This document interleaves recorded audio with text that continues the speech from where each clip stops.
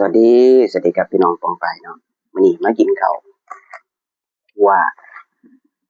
กล้วยไข่มดแดงเอาผัดใส่น้ำมันจักหน้อยนะครับเนาะมันสิได้อยู่ได้โดนเนาะมันสิบ่บูดไว้นะครับเนาะเอามากล้วยครับมากล้วยปกติมักเผ็ดมักบ่เผ็ดนะครับ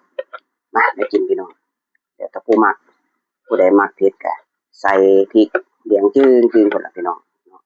กับใบบักกวาดเด้อพี่น้องเด้อกล้วยใส่บักม่วงคือเก่าพี่น้องเลยเป็นนัดมักคักนะครับมักกล้วยใส่บักม่วงมันแซ่บเด้อพี่น้องพุ่น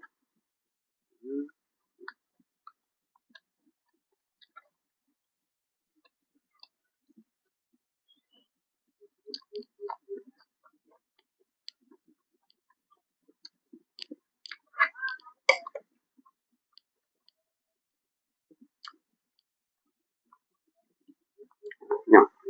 กล้วยใส่บักม่วง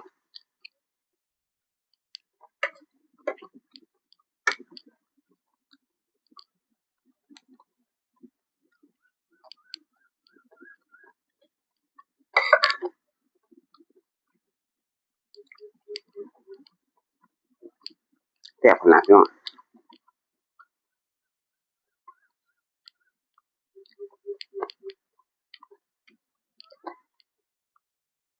คำใหญ่ๆ